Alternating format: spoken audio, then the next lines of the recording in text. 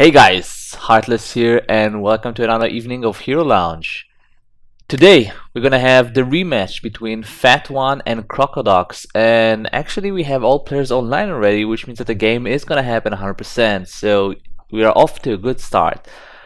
I will let the team knows that we are ready here and we can actually start the draft immediately. I really don't want to wait too long with this because it is a rematch after all. We have waited yesterday for them to get the game going on and kind of want to hurry up the procedure. As far as maps goes, today we're gonna have, if I remember correct, it's gonna be the same drafting as yesterday as far as maps go. So we're gonna have. Sorry about this. Gonna let them know that we are ready and we can start the drafting. So as far as maps go, we have here, if I remember, Battlefield of Eternity as the first band here, together with Garden, I think. Let me just confirm. Yes, so Battlefield of Eternity. No, sorry, Battlefield of Eternity, Infernal Shrines, and Cursed Hollow are going to be the picks here today. I remember we had Guardian of Terror as the one of the bands. I don't remember which one was the third one, the second band. But I guess it's not really that relevant. So as far as maps go, again, Battlefield of Eternity, Infernal Shrine, and the third map is going to be Cursed Hollow. So we will jump straight into the drafting here. They have started the draft here. And actually, Cursed Hollow. Oh wait, no, wait. Why do I have the wrong link here? My mistake, guys. I actually thought I had this covered already, but I guess it didn't go through. So here we go. So we have Battlefield of Eternity is our first map here, and on the side of CrocoDocs, they already opened up with the Grey main ban, and Fat One proceeded with the KT ban. And that's kind of interesting because on Battlefield of Eternity, the #1 hero here definitely can carry is Sylvanas, and I'm really surprised that CrocoDocs didn't actually secure the Sylvanas for themselves. They had the first pick there. They went with the Grey main ban, which you can get behind. I mean, he's very solid on this map. He's him together with Sylvanas are the two picks, right? I would say that Sylvanas is even more dangerous than a Grey main here. Grey main, of course, provides you with the DPS necessary to actually win the Immortal race. But Sylvanas still, she can just wreak havoc when she gets control of the Immortal, or not control of the Immortal, but when she teams up with the Immortal. And as we can see, Fat One are actually gonna immediately snag the Sylvanas. And you know what, CrocoDocs, you had actually the opportunity here to secure the Sylvanas for yourself, and instead you went with the Tyrant. And by the way, that's not to say that Tyrande is actually bad here. She's actually very solid. She does give you the opportunity to go with vulnerability from level 1, essentially, on the Immortal, making sure that you're going to have that much more damage onto it. But if you think about it, Sylvanas at later stages of the game, I think it's 13 or 16, she gets vulnerability herself. And all of a sudden, she can even up the trait of Tyrande. So very interesting start here from CrocoDocs prioritizing to go with the Tyrande instead of the Sylvanas, which did cost them the Sylvanas because Fat One did go and secure it, and then proceeded and got the Falstad here. CrocoDocs, on the other hand, are going to secure the Kerrigan there, so they have the frontliner together with the Anubarak, so already drafting very aggressively, saying, guys, we're going to be all in on your team, hope you can live. So Fat One, we'll see how they're actually gonna respond to it. They're gonna proceed with the Tassadar ban here, which makes sense. I mean, you usually don't see Tyrande as a solo heal. She can kind of solo heal, but in a team environment, not so much. It's not something we actually have seen for a very long time, not after the nerf she got. It's something we do see sometimes in Hero League, but in team environment, not very common. So they will secure the Tassadar ban, preventing CrocoDocs from going for the standard double support. They can still have, of course, the opportunity to go with the double support with the Tyrant, with pretty much anyone. Lily is not the worst choice out there.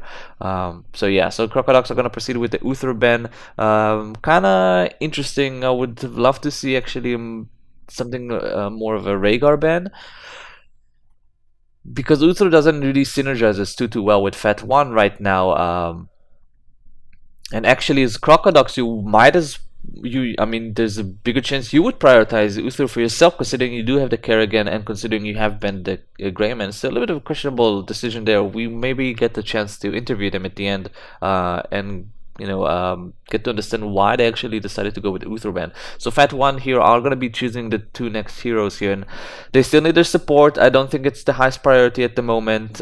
They could snag out the Rhaegar. I mean, we don't really see Rhaegar Tyrande as a duo. It's not really needed. We are looking for a more aggressive healer support when you go with the Tyrande. So something again, like I mentioned earlier, something like a Lily would do much better with her, which is completely fine. Especially considering Fat One already have the Fastad and now the Sonya, Lily can do decent amount of job. So Fat One are gonna go here with the Sonya, which is a fine choice there. She will be able to provide them with the solo laner that they will probably want to go with, considering they have a Sylvanas. Sylvanas opens up the ability to do some really strong four-man push early on in the game. And they are going to secure the Muradin as well as their tank. So overall, Fat One really not prioritizing the support. And CrocoDocs are actually going to go and snag the Rhaegar. The Liming I love. I like the choice of Liming on here, on this map. She's a very strong hero. She has a lot of poke, especially if she goes for the missile build. She can do a lot of damage on the Immortal. Together with the Tyrande vulnerability. Sorry about that. Together with the Tyrande vulnerability, they can do a lot of work. So I can definitely get behind the Liming choice here, and I think it's a very smart choice by them. Kind of works out as well with the Anub and the Kerrigan. They can set up for her combo. I mean, they will stun the targets, which means that all of a sudden the orb, the missiles are that much more easier to land. So definitely good decision by them. I love it. But who are they going to secure as their... Brightwing is a solid support as well. I was mentioning a lot of the Lily as a more aggressive support, but Brightwing is actually an aggressive support as well. Kind of have to be in the front line, gotta get your sheeps going on the polymorph rider. So I absolutely love their support decision as well here. And the Fat One will secure the Rhaegar, which is why I suggested that actually I would have loved to see the Rhaegar as the ban from CrocoDocs rather than the Uther.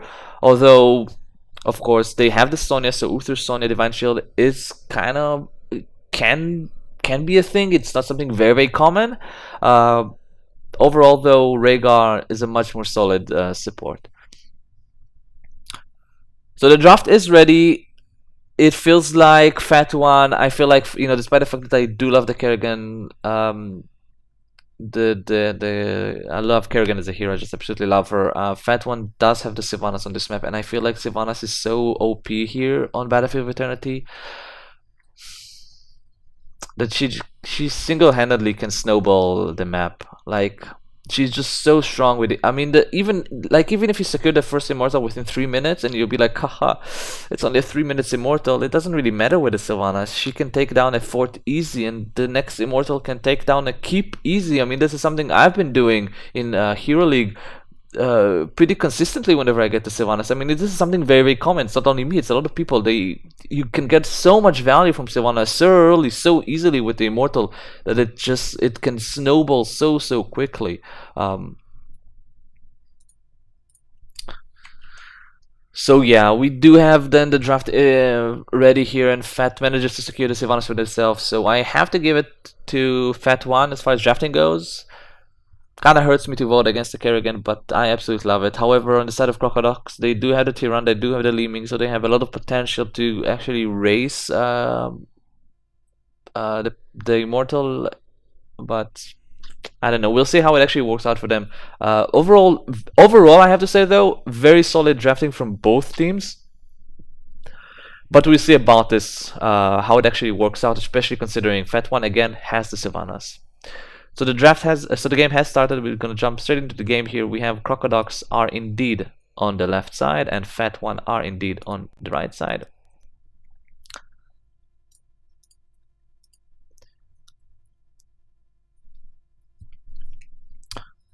So yeah, so guys, do let us know who you think actually won the draft. I don't know if there's any moderators running the bet. Let us know who you think actually won the draft here, and yeah.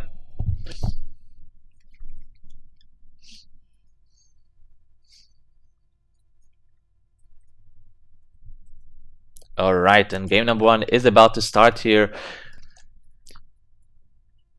And on the left side of the map, we have CrocoDocs with Shiny on Anubarak, Subcon Tyrant, Fish 777 on Kerrigan, Kadolek on Brightwing, and Amiria on Liming. And on the right side of the map here we have Fat One with Sash on Sonya, Ikel on Falsad, Sleep Zero on Rhaegar, MB Light Force on Muradin, and Kandera on Sylvanas.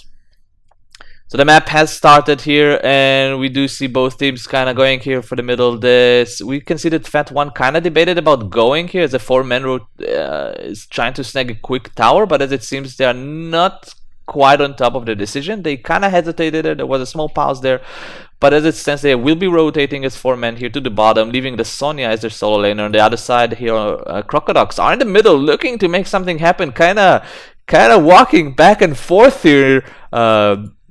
Confused, but just kidding. They are going to be rotating here to the bot lane. They're kind of trying to figure out where it's going to be the 4. And actually, I'm joking. They didn't really kind of walk there aimlessly. They were looking to see where it's going to be the Kerrigan, the Sylvanas push here. Oh, we have here a small skirmish here, and the Kerrigan is dropping very low, and she will be taken down there. Night jump. Will the Li Ming also be secured? Nope. And the Anubarak is dropping very low here. Doesn't get the shield though.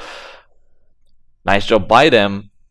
Getting the quick kill on the Kerrigan. And by the way, again, I wanted to point out they didn't really walk aimlessly in the middle. They were, of course, looking for the what very often you see the quick push on tower that happens when you have your Sylvanas on your team. So they were really looking to see which lane they're gonna be needing to respond very quickly there. So very good decision by CrocoDocs there. However, they did lose their Kerrigan player at the skirmish here at the bottom lane. At the top lane, we have here the Sonya versus the Brightwing. Not, of course, a very easy matchup here for the Brightwing players. So something to take a look at. The Falsad is dropping very low here. The missiles do not connect with him. And he will be running to safety. He will be hardstoning back here, kind of getting himself up and running as far as mana and hit points go. So the Immortal here did spawn at the bottom side here as far as CrocoDocs go, so they do have the slight advantage here as far as the race go, because the Immortal simply spawned very close to them. Ooh, and the Anubarak is dropping very low here. The combo here drops here on the Muradin there, not getting too much damage down, however. It is the Muradin still. And a small skirmish here, sorry, it actually favors Fat One, my apologies. The spawning of the Immortal here, which will give them the slight advantage as far as the racing go, but however, Tyrande is on the side of CrocoDocs, which means they will have the vulnerability, and despite the fact that it kind of favored here Fat One, we can see that the hit points on both Immortals are very even here, and both of them are going to go for the race here. I don't like it for Fat One simply because they don't have the vulnerability, so they will lose the first Immortal here, and it will go to CrocoDocs. Yep. Ooh, just barely there with 500 hit points, but you know, granted, Anub did get the stun, which means that they lost that much hit points or that much shields on the Immortal. So the Immortal is going to be spawning here on the top lane there. The Falstad is going to be securing the XP on the bottom lane there. Very smart decision by both players, sending the Brightwing, both their globals to the faraway lanes, kind of making sure they are not losing any amount of experience there. Sadly, however, for Fat One, they don't have the Immortal, which means that the Sylvanas can't get the extra value, but they do have this amount of poke here with the Sylvanas, together with the fact that the Immortal is kind of pushing onto the wall there, so they are able to actually pretty easily kind of get rid of it. He did get a lot of value, kind of securing the tower, securing the wall, draining the ammunition out of the tower there as well. So overall, not too much done here. We have the slight, structural lead here on the side of CrocoDocs, but as far as experience go, both teams are pretty even there. Of course, small lead here for CrocoDocs because they actually managed to get the Immortal. Ooh, Brightwing is kind of sniffing out this, and Falstad is getting bullied by the Brightwing player.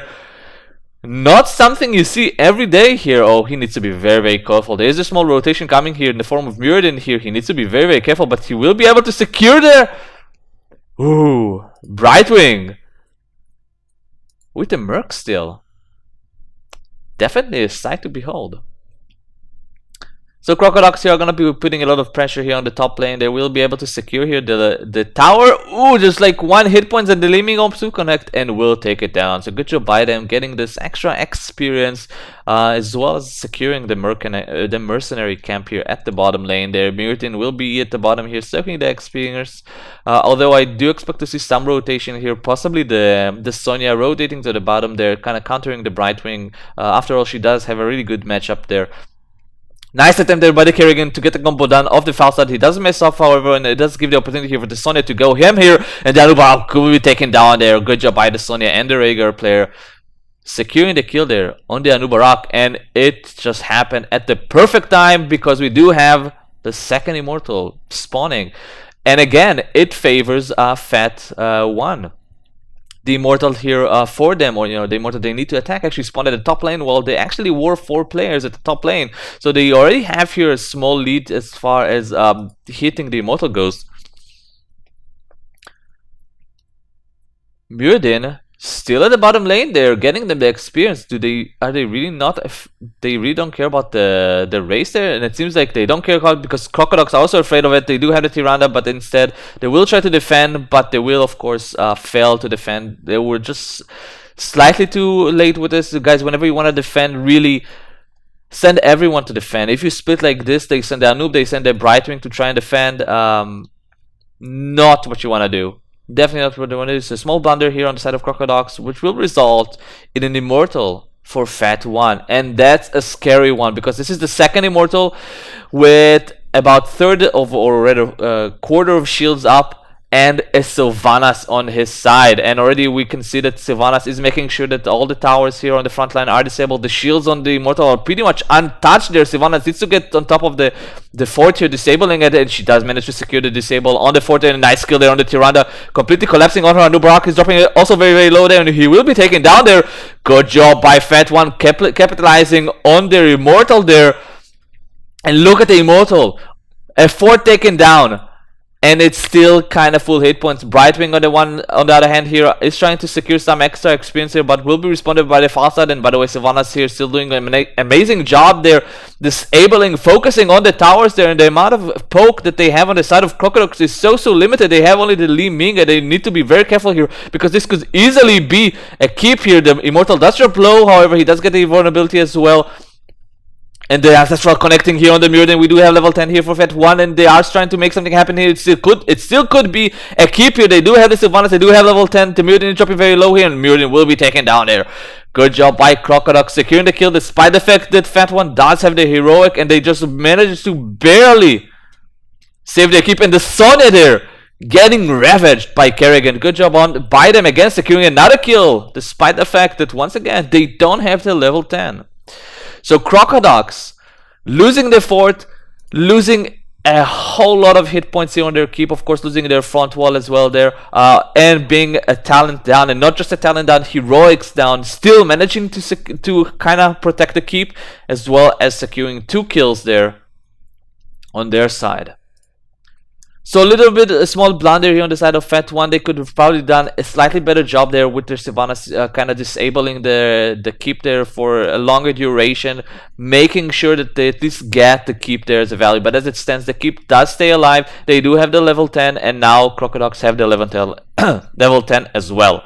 Brightwing still pushes here on the top here, making sure that they're not losing any of the experience, making sure she will be able to get possibly the fort down, but at least softened up greatly. So level 10 has hit here for both teams. We have Locust Swamp here for the Anubarak, which makes sense considering he is the solo tank here on this side. However, I would have loved to see possibly a Cocoon here. It wouldn't be a bad choice. You do have the Rhaegar as your Cocoon target. You do have the Sonya. Ooh, and we do see here an invade here. Fat 1 going completely ham here. Muradin popping his avatar, standing on point there. The Ancestral will connect on him. Nice Gus there on the far side. Will secure him. The Shaman captain. Good job by them. The Brightwing will be taken down as well as the Liming and the Kerrigan there. The Tyrande is dropping low. She should be dead here. He will. And the Anubarak does he have the borrow charge? He needs to get out of here. He needs to get the hell out of there. He's dropping very low. The Stormwall will connect on him. The Sonya as well with the spear. And this is going to be a 5-for-1 for Fat One. What a massacre there, and this will secure them the keep. They still cannot actually contest the core there. The spawn timer is way too low. They need to back off right now and start working on top of on the Immortal there. Really, guys, back off. You did a good job. You did a fantastic job there. Don't get caught by the counter engagement, and the combo here for the Kerrigan will be completely missed here. However, the Sonya player, getting caught by the Tyrande, but there's absolutely no follow-up. Kinda sad. She was there in an awkward position. I felt like CrocoDocs could have collapsed on her and get the kill on her, but as it stands, she will live. And they will be doing a lot of work on the Immortal, and this is such a painful position to be here on as CrocoDocs, because not only did they already get the huge lead in hit points, they have the Sylvanas, which makes it that much interesting. The Sonya is a little bit ham here, a little bit isolated there. She is dropping very low here. She does get the cleanse as well as the vulnerability will push her backwards here. They need to be so careful here. And the Ming going a little bit too ham. He will be deleted there by the Muradin. Good job by him securing the kill on the Li Ming. They need to be so careful here. We still have Gus up. We still have the Wailing Arrow, and the chase is happening there. The Tyrande does get a Stone Bolt here, and the Gus there a little bit questionable. Doesn't actually get anything done there. And the Muradin does go a little bit ham, just go a little bit forward. I feel like they shouldn't back off, guys. They already got the value kill on the Li Ming. They are on the chase here. Don't have blood in your eyes. Wow, and this is a disaster for CrocoDocs. They are a talent down. Fat are with their level 13 talents advantage, as well as a full shield Immortal, and this could easily be game now. This sounds silly to say game at the 11 minutes mark. But Fat One, they have a Sylvanas, and there is an Immortal with full shields. I mean, look at this. There's already no front wall. And the Essential Dodge barely connects on the Falsa there. Nice job by CrocoDocs managing to secure a kill there. They are on the chase here. The Brightwing gone a little bit ham here. She's dropping very low. And can they secure the kill there? And yes, they managed to secure the kill. Good job by the Muradin there. Going ham here, but he will be taken down as well there. And this is going such ham here by both sides here. The Brightwing is taken down as well as the Tyrande here. So this is a 2 for 3 so far. But they still have the Sylvanas. She's still disabling the tower, the keep there. And the Immortal is going ham, and keep number 1 and keep number 2 here will be taken down here for CrocoDocs, and this is a disaster. The Li Ming is dropping very low, and she will be taken down as well. So this is a 3 for 3 here as far as exchanges go here. The Immortal still very healthy, but it won't be able to actually do any damage down here on the core. I don't think so. Will he? Actually there's 3 catapults pushing here, so some core damage will be taken here. And this is the disaster. This is some serious damage here. Already the core is down to 81% here, to 79% to 77. No. 79% damage here on the core. Or 79% hit points on the core. Wow, look at this. Despite the fact that they were down 3 heroes on the side of Fat, they still managed to get 21% damage down on the core, together with the 11%, or together with the 30% shields down. So a lot of damage down here on the side of Fat One, and this is just looking very bad here for CrocoDocs. They're again a talent behind. Fat One secured the 16. CrocoDocs doesn't have 16 yet, and this is such a dangerous spot for them to be in. Fat One can just bully the map, and I expect them to see some very aggressive play here. But on the other hand, CrocoDocs are playing very aggressive here. They did manage to force the Gust, so win for them there. But still, they need to be very careful. They don't have the level 16. We actually haven't managed to get the chance to talk about the heroics, because there's so much action going on. So let me just cover the heroics very quickly. Although you do have the ability to see it for yourself. We do have Starfall for Tyrande, Locust Swarm here from the Anubarak. We do have Maelstrom from Tyrande, Emerald Wind, and Disintegrate from Brightwing and Li Ming, respectively. On the other hand, here we have Wrath of Berserker on the Sonya, Gus on the Falstad, Ancestral Healing on the Rhaegar. We do have Avatar on the Muradin, as well as a Wailing Arrow on the Sylvanas. So pretty standard choices here. Again, the Nubarak going with the Locust Swarm instead of the Cocoon. He does have, decent targets here for the Cocoon, but he is the solo tanker on their side. So Locust Swarm is something fine. They do have double support here, so it's something debatable. So we do have an engagement here. It's happening here, and CrocoDocs, I like it. They need to they know they need to defend. They don't have level 16, but they do have the defender's advantage. Carrying using her Maelstrom, but still getting deleted there together with Anubarak. So this is going to be an instant deletion here for 2 players on the side of CrocoDocs, and this is a disaster here for CrocoDocs. They felt they needed to go here on the defense. Ooh, and an offensive Gusser. Amazing job here by the fast up. He's going to be able to secure 2 more kills there, or rather, 2 more kills there in the form of the Tyrande and the Liming, and this is game. This is just game. There's nothing they can do about this anymore. CrocoDocs Fet1 are gonna be able to secure an Immortal with full shield that's gonna go directly onto the core. I mean, there is still the smallest chance ever that CrocoDocs can pull the defense. No, I don't think they can pull the defense, honestly. I mean, what they have to do right now is group up and force a fight outside the Immortal. They want to force a fight like right here where they are. Get a fight going on. 16, no 16, doesn't matter. Group up and get a fight away from the core as possible. That's your only chance. I mean, I don't even think it's enough. I think the Immortal itself going ham on the core is going to be killing them. Ooh, and a nice amount of damage here on the number. We'll secure the kill on him there, and that's it. That's it. So game number 1 here. A very weird Gus here on the Tyrande. Will secure the kill on her as well as the Liming. 50 hit points will be taken down there by the Mutant. And game number 1 here is gonna go here for Fet1. Good job by them, managing to secure. Nice combo there on the Sylvanas. Will kill her, but not enough. So game number 1 will go to Fet1. And that's, ladies and gentlemen, is the power of Sylvanas on Battlefield of Eternity. That's why you go with Sylvanas on Battlefield of Eternity. It was just ridiculous. I'm so sorry. The first Immortal they got, which was the second Immortal of the game, went all the way to the keep and took it down to like 20% hit points. It's just cruel to watch. It's just seriously just devastating to be against the Sylvanas on this map if she wins the Immortal. I just have nothing to say. So guys, we're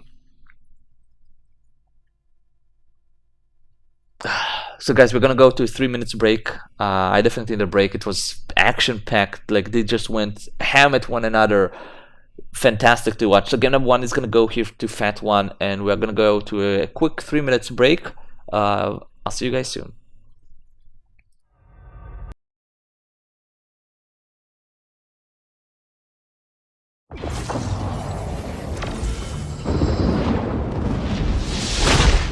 Hold on to hope.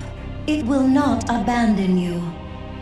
The eternal conflict continues between the forces of good and evil.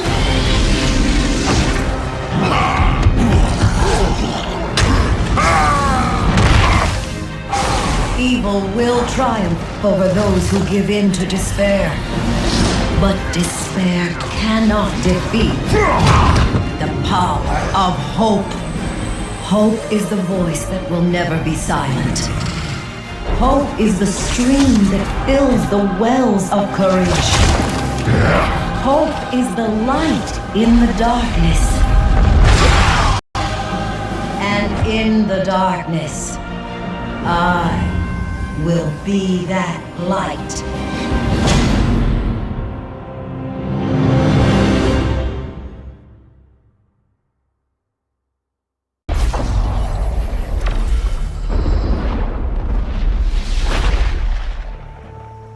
I have trained all my life to serve the 1,001 gods. With their insight, I walk the dagger's edge between peace and war.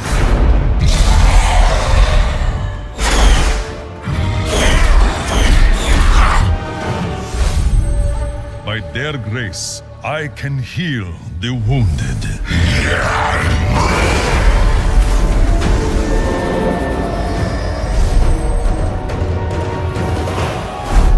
When they wish to strike, I am their iron fist.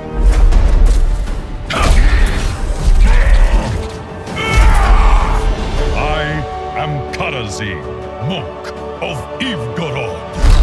The gods speak through me, and they want a word with you.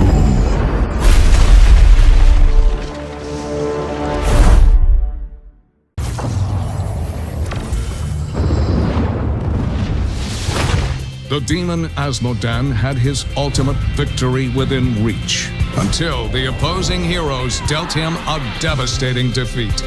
Asmodan went back to the drawing board and rediscovered his love of the game. The Lord of Sin became the Lord of the Slam. This is my house. Let's see if you've got game. There it is. Dude, welcome to my jam.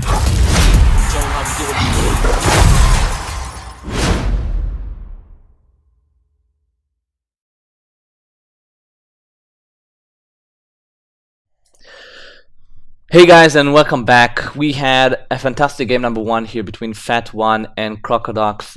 Well, granted, fantastic. We had a Sylvanas, a Battlefield of Eternity, so you can already expect to guess what actually happened there. We are gonna be heading to game number 2 here. Let me just let the team know that we are ready and we are live, and that they can actually start the draft of game number 2 here.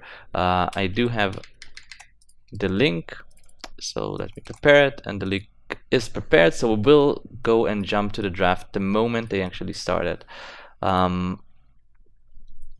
Yeah, so game number 1 we had here on Battlefield of Eternity, we had a Sylvanas on the side of Fat One, which eventually led them to victory there. Now game number 2 is going to be happening on Infernal Shrine. So while we have the small downtime until both teams are ready, let's talk a little bit about the map. So Infernal Shrine, very similar map to Battlefield of Eternity in the sense that Sylvanas can do a lot of work here together with the Punisher, although not as effective because the Punisher is kind of like, you know, does his own thing, jumps on structures, jumps on players, so a little bit harder to control or predict, but still can be very, very dangerous together with Sylvanas, especially later on in the game. So expect to see a Sylvana as, you know, one of the priority picks here or bans here in the game, and the draft is actually started, so we will jump straight into the draft here. So yeah, so we talked about Sylvana. She's a very strong pick here, so expected to be either picked or banned, and the same applies to Zul. Zul, through the means of actually wave clearing and having the ability to rotate quickly between 2 lanes and getting a lot of value, especially early on in the game, and especially more so if the shrines are going to spawn at either of the edges of the map, either at the top or the bottom, of course with priority to the top. So expect to see those. Kerrigan on this map as well, very, very strong here. She does give you this shrine control, if you will, where she just kind of leaps through her Ravage and secures a lot of skeletons very, very quickly. Sonya as well, she can easily control the skeletons there, collect them very easily and safely, because not only does she gets to do them for free, mana free, they also provide her with sustain. So all of those picks are very, very strong here, and we already immediately see that Fat One are going to go with a quick Kerrigan ban, and CrocoDocs are going to go with a Sylvanas ban on their side. So very strong opening by both teams here, respecting strong heroes on this map. So props to them. Fat One will go immediately and secure the backline in the form of KT. Not really giving obviously too much priority to things like Zul or Sonya, which we'll see if it actually gets back and backfires them. CrocoDocs, on the other hand, they do have the next 2 picks, and we'll see how they actually respond to the KT. I feel like they want to secure the Zul here. I just love him on this map, and again you have this 66% chance that the first shrine is going to spawn on one of the edges, which will allow you to get a ton of value. Of course, this map is also can work nicely with the Johanna Asmodan niche combo. We haven't actually seen them in a while, but it's something that can work in. CrocoDocs immediately going to go with an ETC and a Rhaegar. Very interesting opening by them. I mean, you know me, guys, I am really questionable whenever I see an ETC as the first pick, simply because you just open up so many ways for him to be countered. And as we can already see, Fat One immediately got the Brightwing and the Thrall. So you already got the Polymorph, you already got the Sunder, you know, together with the KT, with the optional Gravity Lamps there. So many ways to just nullify the Mosh completely. On the other hand, CrocoDocs, they do have the opportunity to still pick the Zul. Although he doesn't actually have the like he can work decently well with an ETC as far as the stun lock combination goes. ETC slide together with the bone prison, they can offer some kind of routing or CC, if you will, on a single target. So we will see how it actually happens. CrocoDocs gonna go here with the Mutin ban, and Fat One are gonna ban the Jaina. Interesting. I mean, sure, CrocoDocs still need their backline. They don't have it, so banning a backline is a solid choice. But again, Zul is still open. No team actually picked him, and they are hovering over the Zul or the Jaina. So they are thinking about what works better with the ETC. They haven't actually banned the Xul, they went with the Jaina ban. So they figured, okay, Jaina together with ETC, which again, Mosh together with Ring of Frost is a very dangerous composition. You need to think about that. CrocoDocs, on the other hand, they need to think now not only who's their backliner, which Zagara can be, but who's also going to be their solo laner, because on this map you usually see a 1-4 rotation, 1-4 split, which means you have one solo laner and then 4 players splitting. It's not a must, it's a big enough map where you can have players split kind of evenly across all the lanes. You don't have to have the rotation, but it's definitely something to look for. And we already see that on the side of Fet 1, they do have their solo laner, they do have the Thrall, and CrocoDocs are going to secure the Sonya, which can be their solo laner versus the Thrall. A little bit of a favored matchup to the Thrall, but she can definitely hold her own and make sure the Thrall doesn't get too much value. CrocoDocs are also going to secure their backline as a fast start, and so far they're actually going for a very solid composition, not map oriented, which is something that means that they're going to go for the strategy of, hey guys, we are actually planning on crushing you in team fights. Good luck with that. Fat One, on the other hand, are going to secure their Zul and their Johanna together with their Thrall. They have a very strong front line there, but they do have their Brightwing as their sole support. They are playing more of the map. They have the global, they have the Zul, they have the 4-man rotation, and CrocoDocs I'm gonna go with the Gul'dan as their 5th pick. Interesting. Very interesting. I haven't actually seen Gul'dan ever in Hero Lounge. I don't think so. I could be wrong, but I don't remember seeing him here actually. So very interesting for me to see how it actually gonna work out for CrocoDocs here. But yeah, overall it feels like CrocoDocs are more teamfight oriented, and Fat One kind of like, okay guys, we're gonna play the map more. They have the Zul for the wave clear, they have the Thrall for the solo laner, they have the Johanna together with the KT and the Brightwing for the rotation. So yeah, expect a 1-4 split on the side of Fat One with Thrall on the solo lane and the rest of the team kind of rotating between mid and bot.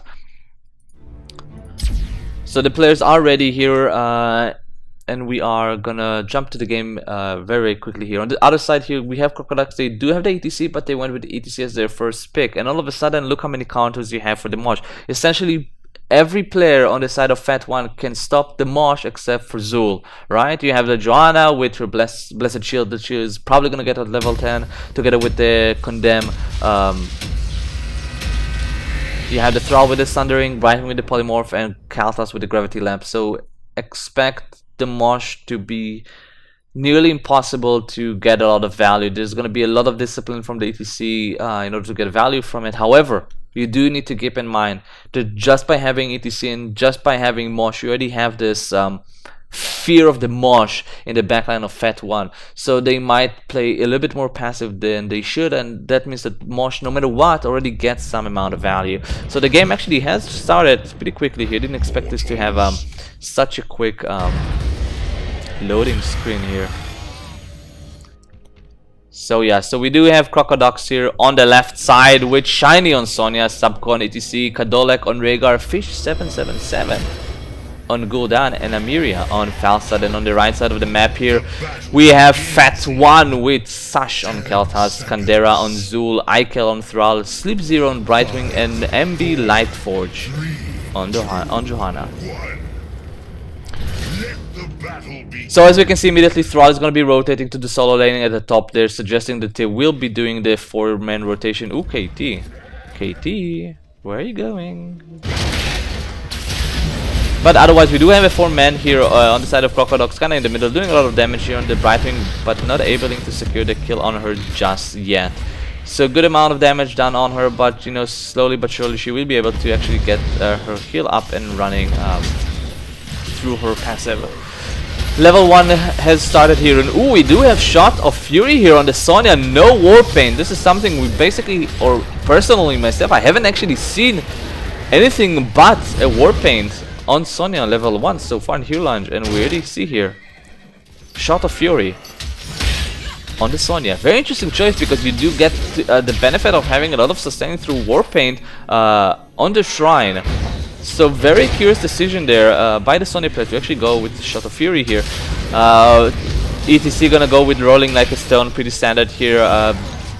Colossal Totem here on the Rhaegar, Echoed Corruption on the Gul'dan, and Gathering Storm here on the Falstad. On the top lane here, we do see here the Thrall versus the Sonya. As I mentioned before, this is a favorable matchup for the Thrall, but not by large margin. So expect him to do a little bit of lane pushing, but not too much. We already can see that he did force the tap on the Sonya player, while he himself is pretty healthy here.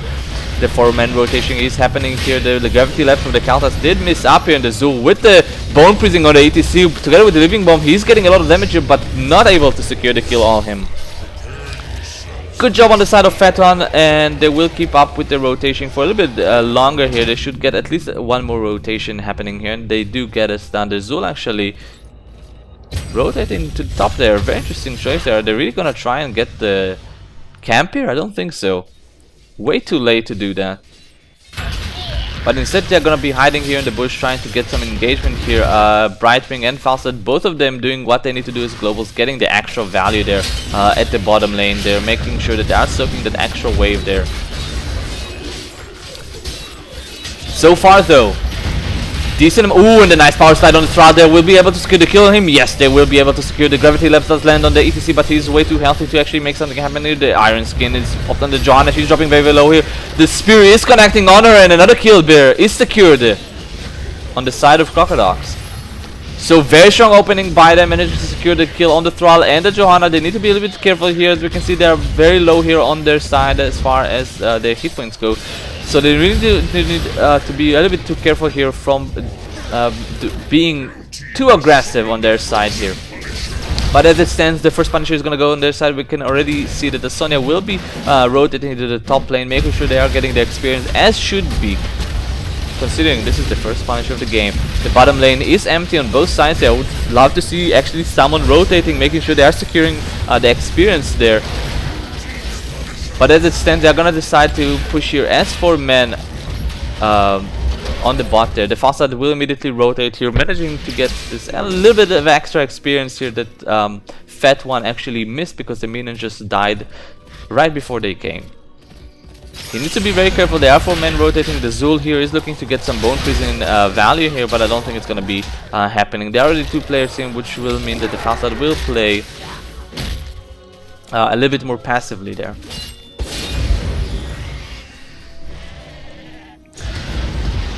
So far, both teams are trying their best to not get too far behind as far as experience go. However, CrocoDocs, they do have a quite significant lead there. There's going to be a bone freezing on the ETC, but Zul is getting a little bit too aggro there. He's going to be getting a lot of damage on him. Nice power slide by the ETC, dropping the Zul very low there. The Sonya is going ham, and she's got in a little bit of an awkward position. Can they secure the kill on the Sonya? Yes, they can do that. Good job by the KT, managing to block her with the gravity left, securing the kill on the Sonya player. So as I was mentioning before here, the CrocoDocs did manage to get the XP lead through the double kill earlier, as well as the Punisher. So they will have their level 7 before Fat One. However, Fat One managed to get the kill on the Sonya, which did help them quite significantly actually to catch up on the experience. So we do have level 7 hit here by both teams. By the way, Sonya on level 4, Hurricane and Ferocious Healing. So a little bit interesting choices here coming from the Sonya player. Ferocious Healing, of course, being the standard on 7 for the Sonya there. Ooh, and a nice try here to get the Johanna. She does it for Iron Skin. It should be popped there. Nice timing on the Iron Skin, denying the power slide from the ATC, which will allow her to survive. The shrines are active now. The Johanna did have to tap, however, so this will mean that she will have that much potential for long fights in team fights here. As far as the shrine go, the Sonya will secure here the mercenary camp here. Ooh, and a nice gravity lapse on the cooldown will secure the kill on him, and a nice timely kill here on the side of Fat One. And all of a sudden you are in a 5 vs 4 situation just as the shrine has spawned there. There is a small engagement here. They need to be careful on the side of CrocoDocs. There are 4 players on. There are four players after all. So they need to be careful, and they are backing off here, kind of forcing a little bit of a tapping here, but still Gul'dan is alive and he's rotating back to the shrine there. Fat One, they need to make sure they're getting as many skeletons as possible before the Gul'dan is actually back in the fight, because you can be sure that CrocoDocs will try to make something happen here. And Gul'dan has joined his teammates, and we're gonna see here the ETC gonna here with the double stun here from his slide there. The Sonya is gonna go ham here. She's dropping very low here, and on the side Rhaegar is being chased as well. But the Sonya is gonna be taken down here, and the Johanna is gonna be popping Iron Skin, which will allow her to live. She's dropping very low here. Ooh, and both teams are so low here. The ETC is kinda alone here, isolated. He will be taken down here as well. So 2 for nothing here. Ooh. So 2 for nothing here on the side of Fat One, securing the kill on the Sonya and the ETC there. The Thrall is going to be hardstoning backwards, kind of not feeling comfortable with the amount of mana he has there.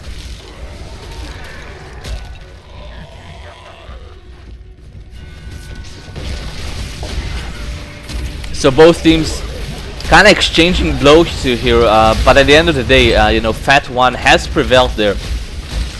Nice job by CrocoDocs pushing the Punisher here over the wall there, making sure that it's gonna be hit by the fort ASAP, not allowing Fat One to actually get a maximum amount of value there. Fat One have had hit the level 10, but CrocoDocs have hit the level 10 as well quickly after. We do have Phoenix here on the KT, Sundering on the Thrall, Emerald Winds here on the Brightwing, Blessed Shield on the Johanna, and Skeletal Mages on the Zul. On the other hand here we have from CrocoDocs, we have Leap on the Sonya, Mosh from the ETC.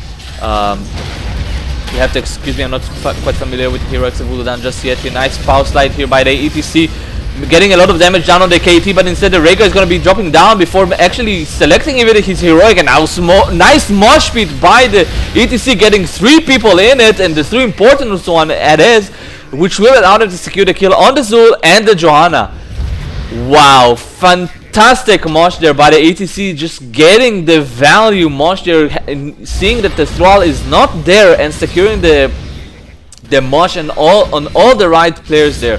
You know, I was mentioning at the beginning there how it's gonna be super hard for him to actually get value mosh, but here it is, you know, realizing, hey, the Thrall is not here and all of you are clamped. Let me just mosh all of you really quickly in order for my teammates to kill you. So fantastic job there by CrocoDocs, especially the ETC, kind of realizing that he had the opportunity there to go for some godlike mosh there, and you know what, he made it happen, and voila, double kill there, easy. So good job by them, and as mentioned, Emerald Win and Blessed Shield there as the final heroics on the side of Fat One there. So shrine number 3 is going to be spawning here. Both teams are kind of even. I would love to see CrocoDocs kind of focusing on getting level 13 before actually engaging with the shrine, which is something I feel like they should prioritize. They are really close here. The Falstad, go soak here, Falstad. Yes, you do. Yeah, good job, buddy. Good job. So securing this as well as clearing the camp should buy them enough time in order to get level 13 before something serious is actually happening here. And it seems like Fat One are looking to contest here. They should be. Ooh, nice thundering here by the Thrall, isolating the ETC, and the Gravity Labs together with the Ancestral Healer actually connecting here, saving the ETC there. So good job by the Rhaegar actually saving the ETC there from certain death there.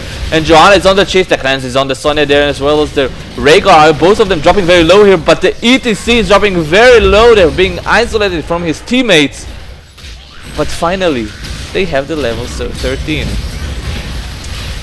The Thrall is dropping very low here. Can they secure the kill on the Thrall? No, he does have the poison here for the Gul'dan, but I think he has enough hit points to actually survive it. On the other hand here, we do have the Rhaegar and the Sonya kill here. So a 3 for nothing for Fat One here. Good job by them. All things considered, they didn't have the level 13 at that engagement. However, there were 5 vs 4. So a little bit of a questionable decision there by CrocoDocs, kind of forcing a fight, kind of playing a little bit too aggro right before they had 13. I mean, if they would have waited 5 more seconds, they would have had the level 13 plus clearing the top camp, and they would have been in a much better position. But as it stands, Fat1, they managed to get a 3 kill there for nothing, as well as securing the Punisher. So almost worst case scenario here for the CrocoDocs. Of course, worst case scenario being a whole team wipe right as the Punisher spawns. But as it stands, fort number 1 here of the game is gonna go for Fat1. Ooh, nice thundering. It was actually initially used as a disengage here, but instead they are gonna go aggressive here. I feel like they really need to disengage. This is not a very favorable position for Fat1 to fight in. And a Thrall getting caught here in an awkward position will be costing him his life. So nice job by CrocoDocs, capitalizing on the fact that Thrall was out of positioning and gonna secure here the kill number 2 in the form of Zul. So a little bit of an awkward decision there by the Thrall to actually proceed the engagement after he used his Sunder there. I mean, he was really isolated from his teammates. He used the Sundering, which I liked, as a disengagement. But then he actually turned around and went ham on CrocoDocs, which costed him his life and eventually the life of the Zul player. So a small mistake here by the Thrall player, gonna secure 2 kills on the CrocoDocs, will allow them to catch up back and experience and actually have the lead there. But still, all things considered, both teams are pretty equal. Both of them are doing the best they can in order to get the level 16. As they should. We should see level 16 on both sides when the shrine, the next shrine actually spawns. So no one should actually have any kind of significant lead here. Nice try of an engagement here. They need to be careful here of the counter engagement. We do still have the ETC with his Mosh up and ready here. However, we do have Sundering still up, and of course we have the Brightwing together with the Polymorph here. Ooh, and a nice try with the Sundering here, but it's gonna be immediately cancelled by the Thrall with the Sunder. So nice try there by the ETC, but he will be instantly deleted there, not having the Ancestral here. The Regal will drop very low here, but should be able to escape there. And this is what I was talking about earlier in the game. It's gonna be so tricky to get a value mosh. Sure, we have seen a value mosh in the game already. I mean, the first mosh in the game was super valuable, but still, you know, not getting your must players in the mosh is gonna be super tricky. We've seen he didn't get the Brightwing, he didn't get the Thrall, and it got instantly cancelled by the Sundering. And of course, there was also the potential to get the cancellations through the Emerald Win together with the Polymorph. But still, nice try by him there. Sadly not able to get anything done there, especially considering the Ancestral was down during the time, which you know, at the end of the day made sure that he will be deleted by Fat1. So as it stands, Fat1 will be able to secure the Punisher. I don't think they can make the rotation in time there.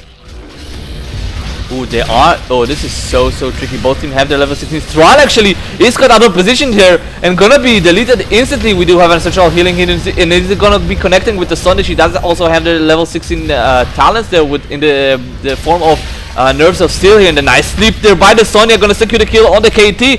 And actually, they are managing to turn it around, and they will be able to secure their Punisher for themselves, despite the fact that Fat actually have 30 skeletons in their favor. And the ATC with the power side on the Joanna won't be able to secure the kill. There's not enough follow-up here on their side there. Woo! Fantastic job here by CrocoDocs, managing to secure the kill on the Thrall, capitalizing on him being again out of position, which will allow them to secure the kill on the Thrall, and follow up by the leap on the KT, which resulted in his death. Wow. Wow. Both teams are just so aggressive at one another. Fantastic to watch. So the Punisher here is gonna go on the side of CrocoDocs. Nice power slide on the Joanna. She does have her Iron Skin, which will allow her to get the extra shield as well as the ability to kinda walk away from the shenanigans here. The Punisher, however, he is very healthy there. Ooh, and they actually get jumped here, not over the wall. This is a big mistake. Now the Punisher will just go ahead with the front wall, allowing CrocoDocs to get a lot of value here, or a lot more value than originally intended there. And already we can see that the front wall is being taken down. There's gonna be a 4-man leap here. John Cena, and ooh, the Punisher actually getting the secured kill on the Zul there. Fantastic job there by the Punisher there. John Cena just shows his power there, securing the kill on the Zul, giving CrocoDocs extra experience lead.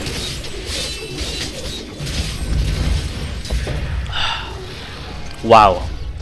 So CrocoDocs, by the way, I forgot to update the score here. Of course, Fat1 are in the lead after game number 1 there. So sorry about that. I have just fixed it right now. So yeah, so far a fantastic job by CrocoDocs, not only securing the initial kills there on the Thrall and KT and turning the fight around, securing the Punisher, but you know, of course, got good job there by John Cena securing the kill on the Zul player, overall allowing CrocoDocs to get a quite significant lead here. And right now what they're looking for is to play passive, get the level 20 and make something happen. Conversely, Fat1, they have the opportunity to play passive. They're not too far behind, but I feel like they need to be looking to make something happen. I think like if the timing is right, if my game sense is a little bit right, and this is something very dangerous to say as a caster, right? But if my game sense is a little bit right, it feels like the shrine should spawn before Fat1 will be in a position to get level 20 or level 20 at all. So they are playing a little bit risky here by playing very passive, but as it stands, CrocoDocs will have their level 20 up and running before Fat1 is actually ready with their level 20. And you know what, I'm really happy we do have the shrine, so I was right, my game sense is on point.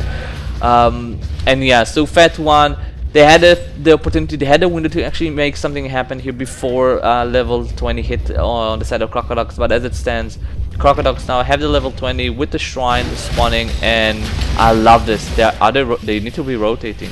It seems like they're rotating here with the foul stand, but no, they are gonna give up the fort and it's gonna secure this shrine, which is a fine decision actually. So we do have level 20 here hit for CrocoDocs. We do have Ignore Pain here on the Sonya. ETC still hasn't chosen something. I do expect to see something like Death Metal, considering there's so many interrupts, so no blink shenanigans on him. Ooh, they are pushing here strong, and this is something CrocoDocs need to respond to. They really don't want to lose this keep. They need to rotate pretty much everyone except the Sonya player, and this is exactly what they are doing. They're rotating. They still have their gas. The gas is on cooldown actually, and the fast start is going to be deleted there together with the Blessed Shield and the Sunder from the Thrall here. So good job by them securing a kill, despite the fact they don't have the level 20. The Johanna is very low here. She doesn't have indestructible, so she needs to be very careful. Sonya player did secure the Punisher, but they have also secured the Falstad kill on the side of Fat1, which means that CrocoDocs are now in a 4 vs 5 situation. But again, CrocoDocs, they do have their level 20 here. Again, ETC has still yet to pick his Storm Talent here. We're gonna have Storm Shield on the side of Rhaegar, Hunt for this on the Gul'dan, and Epic Mount for the Falstad here. Fat1 have reached level 20, so they do have their Storm Talent as well. We're gonna see Flamethrower here on the side of KT. Throw a little bit in an awkward position. Needs to be very careful here. The Punisher, however, was taken down pretty easily here from Fat1. Zul gonna go with the Mortal Wound here. Nexus Blade on the Thrall. Ooh, Nexus Blade. So no blink on him. And I'm very surprised because we have seen already that he has been caught time and time again here out of position. I feel like blink is something he doesn't. Ooh, they are collapsing here on CrocoDocs here, and they are 3 vs 5 here. They need to be super careful here, but ETC does have his power slide. The Blessed Shield has missed, and this is one less interruption there on the side of Fat1 that ETC can definitely needs to take into account here. Revitalizing missed on the Brightwing and Indestructible on the Johanna here, and we do have an engagement here. Thrall is getting punished immediately, getting horrified out of position there, and will be able to secure the kill on him together with the KT. And this is a disaster for CrocoDocs. There are going to be 2 players down, and the shrines here, they need to spawn very soon now, in approximately 20 to 30 seconds, I believe. And that means that they will have an advantage over the shrine, at least at the early half of it, before the Thrall and the KT will be back in action. Wow. Thrall with the Nexus Blade. I don't think it would have actually saved him at that point in time. Granted, he was pretty much dead during the horrifying period, but still. And the Rhaegar is going to be popping Storm Shield. They're going to allow him to survive. He's dropping very, very low. He needs to be careful. The Zul, the Joanna here is kind of caught in the knock position. The Sonya is going ham on the Zul. The Joanna is going to be hammed on, but she does have an indestructible, which will allow her to survive. Possibly no. She's still been taken. She will be taken down, and this is an absolute disaster here for Fat One, because now they're just staggering their death timers. And as we can see, okay, cool. Thrall and Katie are up and alive. But Joanna is now dead.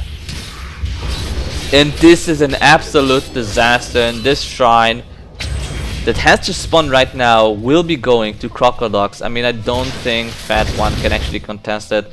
And that's a dangerous one because there's no front wall here on the side of Fat One, which means that the Punisher will very quickly go in the keep, which will be another keep down for Fat One potentially, unless they can pull off a miraculous defense. Which will, you know, eventually will result in a lot of pressure throughout the lanes there. So this shrine is, you know, slowly but surely going to go in favor of CrocoDocs, and they will be able to secure this Punisher in their favor. As a response, Fat One are going to secure the Shaman camp here. Will not get a lot of value simply because of, you know, where the Punisher has spawned, kind of on the lane that the entire team of CrocoDocs are going to walk on. So they will quickly but surely clear the Shaman camp. And now this is the time. This is the time to look for. The Punisher is pushing. He's walking towards the keep here. The tower here has been taken down immediately here. Nice bait for the Johanna, or nice trying to bait here. What they need to do is bait it towards the middle keep. They're really they don't want to fight on top of the keep here together with the Punisher. The Punisher doing a lot of damage here on the keep. The keep is slowly but surely going down here. The ETC does save his Moshra. He's dropping very, very low here. You need to be careful. Ancestral is up and running, but they really don't want to just use Ancestral like that. And everyone on the side of CrocoDocs are dropping so low. The Ancestral has been used there. Sunder as well. Blessed Shield is still available on cooldown. The Emerald Wheel as well there, but the Thrall is getting caught there once again, out of position, and will be instantly deleted there. Bone Prison on the Sonya, but the fast out counter kill there. Ooh, will manage to actually save their core there. The core will be taking some real damage. I mean, not serious damage, but some real damage. The Zul will be pushing the Punisher away there, but still 8%. Oh wow, so much damage there. From the two catapults there. They need to answer it. There's already 30% core damage is happening here. Gonna be 66 together with a 62? No. So 66% damage, or 66% hit points left on the core on Fat One, and this is something very, very, very dangerous. But still they managed to get the kill on the Falstad, which kinda eased the pain, I guess, if you will, on their core. Whew. So both teams, they kind of lost one member here. Fat One lost the Thrall, and CrocoDocs lost their Falstad player. So kind of even here in a 4v4 situation. The Thrall, of course, will be ever so slightly up. But again, the Falstad does have his epic mount, so he should be able to jump into his team straight away. And as we can see, he has joined his team immediately. Fat are actually looking to make something happen here. The Joanna is going very aggressively inside here. Ooh, and the Bone Prison on the cooldown. He's a little bit isolated there. And will he be able to be taken down there? No. Nice gust there by the Falstad will save his teammates. But the KT on the other hand is going to be deleted immediately by the Sonya through her leap there. So good job by her. But the Sonya will be dropping very, very low here on hit points here. But the Mortal Wound will deny the ancestral healing effect there. So a little bit of a missed time there by the Rhaegar there, but it doesn't matter because again we're gonna have here a nice 3-man mosh here by the ETC. Fantastic job, but he is very low on hit points, which means he will be taken down there together with the Rhaegar there. But still, good job by him securing the kill on the Zul inside the mosh. Wow. Whew. ETC again with the kind of dream mosh. They're managing to secure the interrupters inside of a mosh there. So. Ooh. GG, wow. Winions destroying the core. I didn't even see that coming. Sorry guys, there was just so much action happening there. completely missed the Winion just going ham on the core there. So wow. Whew. Wow, I was completely surprised by the core ending there. Wow, but whew. So game number 2 is gonna go to CrocoDocs, and that means we're gonna jump to game number 3 between CrocoDocs and Fat One. Those Winions, wow, they completely caught me off guard. There was just so much action, and then the Dream Mosh at the end. There's just like, I have to focus on it. I have to focus on it. I completely missed the core, just getting destroyed by the Winions. Just wow. So fantastic game number 2 there by both teams. It was so even, so just both teams just going so ham at one another. So you know what, guys, I definitely need a 3 minutes break here. So we're gonna jump to a quick 3 minutes break. And stay tuned for game number 3 between Fat One and CrocoDocs.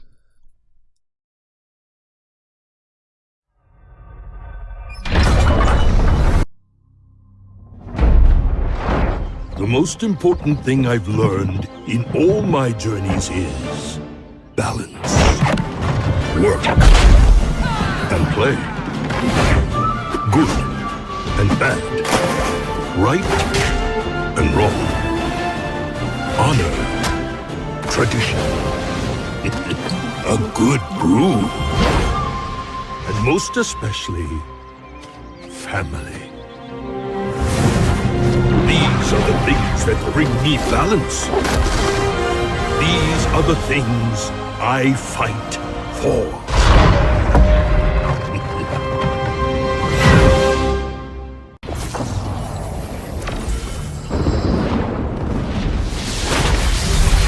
You know, I've been in more scrapes and adventures than I can count. That being said, I've never seen anything like this! Hail, hero! Is that a frog in a bubble? Oh gosh! They are so cute! Well then, there's so many friendly people here! Coming through! Love the hair! Oh, the cavalry's here! This place is awesome! I found some Vikings! Wow, you're big! The name's Tracer, and the Nexus could always use more heroes. Ah! Not funny!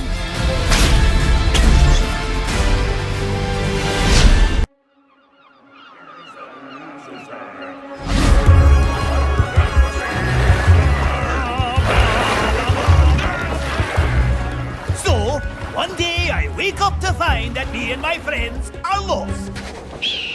Again! No one said it was your fault, Olaf. But if there's one thing we're good at, it's... getting lost? No, Baylog, we're good at... Now what? Listen, I'm trying to say that if we stick together, there's no obstacle. Oh no! Back up! Oh no!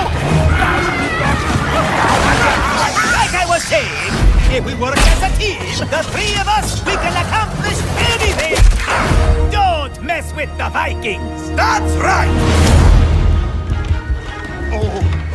Eric, I gotta go, Ramona. Please. Now? Couldn't you have gone before we left? Oh.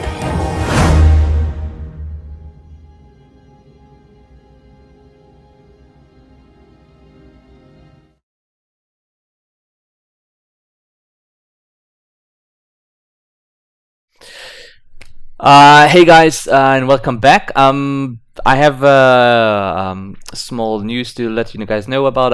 We're gonna have actually a 10 minutes break. Actually, was it Fat One? No, right? It was CrocoDocs. CrocoDocs, they requested a longer break, so we are actually gonna go. I guess there's like 8 minutes left from when they wrote it, so we're actually gonna have an extended period of break here for an extra 8 minutes. So make sure, I don't know, you tell your friends about this. This was some fun. Like game number 2 was so fantastic. Both teams were just going ham at one another. It was so close. So again, we're gonna go here for an extended break.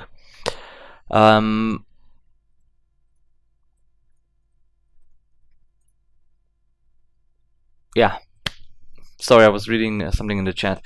So we're gonna go here for an extra, I guess, since I started talking, another 6 minutes left. So we're actually gonna make it an extra 5 minutes break, and then I'll just talk about something for, you know, however long it's needed before both teams are here. So guys, 5 minutes break.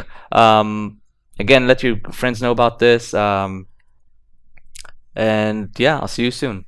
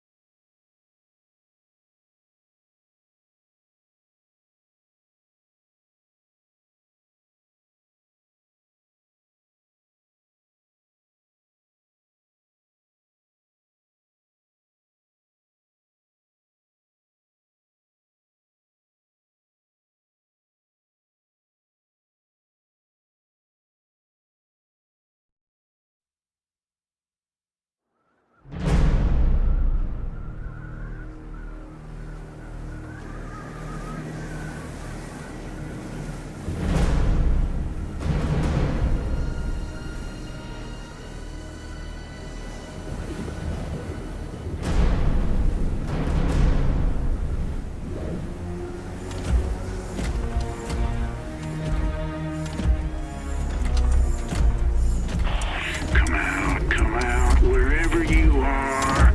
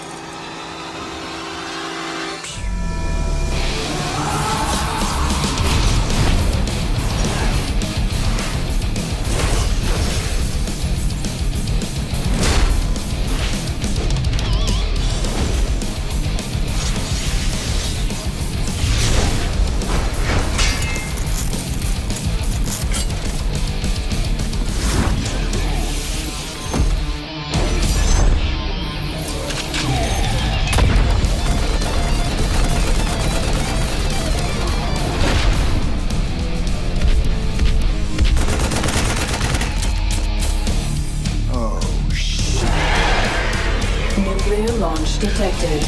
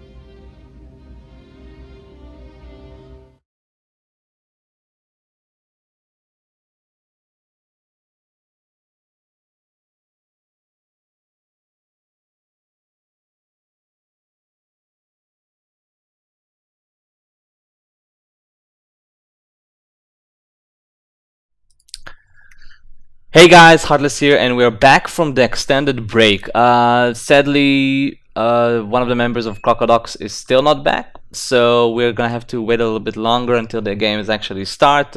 He should be back, however, any moment now.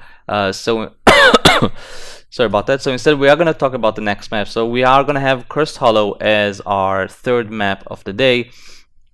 And this is pretty much, it's a fairly popular map here in Hero Lounge. I mean, we've seen it being picked time and time again here by various teams, and with a good reason. It's a very solid map, it's a very open map, it's favorable. A lot of heroes can actually fit in this map, you know, especially globals, of course, right? You have the Falstad that's very popular, Brightwing that's actually very popular here. Both of them really shine on this map, especially if you can, not especially, but only if, of course, you can utilize their global properly, they can get a lot of value. Another hero that actually shines on this map, as of the recent changes, is actually Zagara. She's now a monster in a lane, and because Cursed Hollow is such a big map, Zagara can push a lane uncontested for a very long period of time. It also, because of the nature of the map, of the objective, where the first two tributes don't actually matter. What matters is actually the tribute that gets you the curse. Because of the nature, you can actually leave Zagara on the lane while stalling as a 4v5, and all of a sudden your Zagara is gonna get a ton of value. Also, if you consider the level 10, where most players do go with the Nidus, personally not my favorite. I would much rather have a Maw. But on this map, Nidus can actually get some value because it's so big, and because you can just have this global presence through it if you don't have any globals in your teams, right? Whether they were banned or picked or whatever. So definitely interesting, a lot of interesting choices in this map. Of course, you also have there's the benefit of choosing heroes that can poke a lot, right? We have seen Chromie on this map. She can work here, kind of allowing you to zone out the objective. Of course, not the most standard or best pick here, because she can still be dived on pretty easily. It's not like in Towers of Doom, where she can poke you pretty much indefinitely from a safe place, like kind of from inside the safety of the tower and the wall there, that you have at the top lanes. So definitely things to look at when you consider drafting here. So I do expect to see some immediate pick bans on the global here again, especially Falstad. We'll see how both teams actually decide to fight on this map. Of course, there's also, by the way, the slight chance of seeing an Abathur here, as well as the loss of Viking. I personally love Abathur here. I think it's his best map, simply because you have enough time where the tributes spawn to prepare yourself as an Abathur. That means, you know, putting the mines, and then, you know, knowing exactly where you need to go to, you know, do the double soak thing. Plus, it's big enough of a map where you can actually get away with it pretty safely. Of course, there's exceptions, like if you're playing against a Falstad, but still, you can, you know, kind of craft the drafting in your favor by getting the Falstad band to begin with. But, you know, definitely a possibility here. Definitely a hero I love to see on this map. And as I mentioned as well here, Lost Viking, through the sheer global they provide early in the game, they can just you know, soak all the lanes, having your teammates focus on a single lane, which can get them a lot of value, especially if they're going to go with some early game composition that's going to have Sylvanas in it to disable the towers and allow you to basically free push buildings. So definitely a lot of things to consider. So our member here is still not back yet. Interesting. They have typed back in in-game chat. Ready up? Okay. So they are ready, and the draft has started. So we're gonna jump straight into the draft here. Awesome. So again, as mentioned, the map is Cursed Hollow, and the first ban here is gonna go to CrocoDocs. So we will see what they're gonna go with here as their first ban. Again, as mentioned, Global is very strong on this map, Zagara as well, and they're gonna proceed with Zagara. Really don't want to deal with her, and I respect that so much. A lot of players, especially in the high levels, they really just don't want to deal with Zagara nowadays. And so CrocoDocs gonna go within a quick Zagara ban here. Awesome. Fat One, now they're gonna be having the opportunity to choose a band for themselves. We'll see how they proceed. Again, there's so many globals you can actually go with the ban, and this is something to keep in mind because you are the second banner, which means that CrocoDocs actually get the opportunity to go with the first pick. So if you won't ban Falstad, you will leave CrocoDocs to actually pick Falstad for themselves. So this is something to consider, and yes, Fat One are gonna go with a quick, or not really quick, but they're gonna go with the Falstad ban there. CrocoDocs now have the opportunity to go with whatever they want basically, and they're gonna be going immediately with their backline, and they're gonna choose the Li Ming. And I'm not sure if I mentioned her, I probably did. Li Ming, very solid on this map as well. She provides you with a lot of poke potential, which is something that you often do around the tribute spawn. So they are gonna secure their backline, and Fat One, what are they gonna secure for themselves?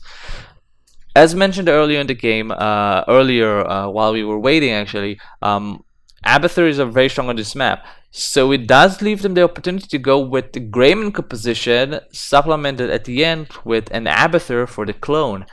So we will see if it actually happened. And this, by the way, that composition is actually very strong here. If you consider you have the Abathur for the global on this map, amazing, and then you go with the Greyman composition, and all of a sudden you have very strong global presence together with very strong frontline and kill potential.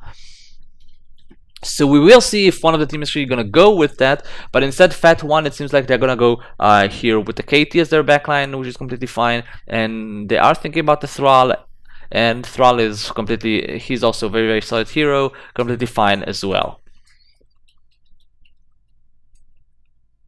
They are still thinking, and there we go. So we do have the Thrall here secured there as their second pick here in CrocoDocs. Now they have two picks, and we will see what they're gonna go with. And the Greyman here and the Rhaegar. Ooh, so no Greyman Uther, so no Holy Trifecta here, Greyman Uther Tyrael, but instead Greyman Rhaegar, which if I'm looking at that, it suggests more of a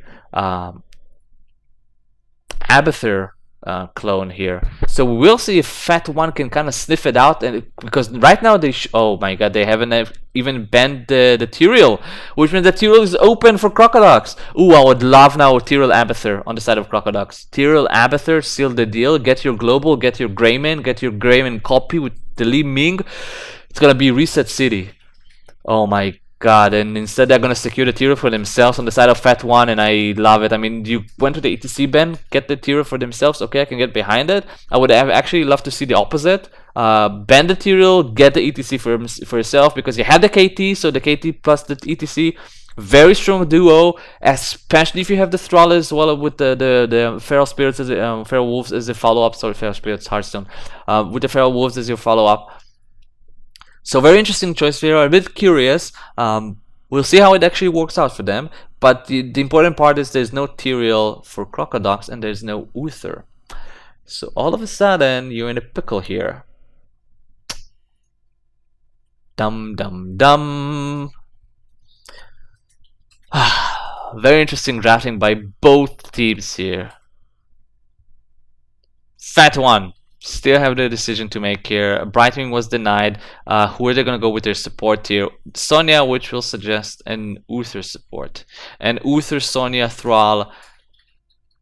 So scary to deal with. CrocoDocs, they still have two picks here. I'm really curious to see if they're going to go with their Abathur. I mean, still viable. You still get the Greyman Claw, you still get the global presence. But all of a sudden, I felt like the fact that they didn't go with the Uther and they went instead with the Rhaegar. And yeah, I think Muradin is going to be an Abathur. It has to be an Abathur. Please be an Abathur. No, Medivh. Okay, so they're going to...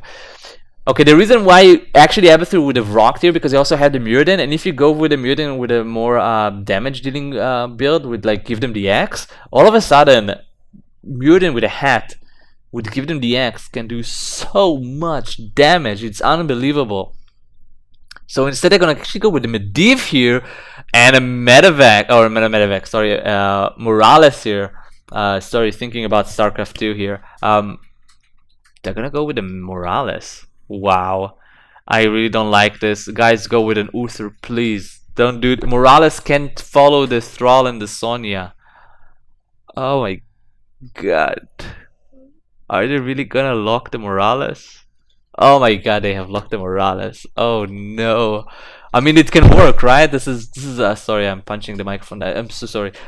It can work, right? It is amateur league. And even in the pro league, we've seen stuff, funky stuff work there. Wow, so we have a Morales here, and a Sonya, and a Thrall, and a Tyrael. I mean, it definitely can work, right? I mean, look at CrocoDocs and look at their composition. They have a Rhaegar, they have a Medivh. Like, their diving potential is so limited because they don't have the clone, they don't have the Tyrael for Sanct, they don't have the Uther with the Divine Shield to provide the extra protection of the Greymane.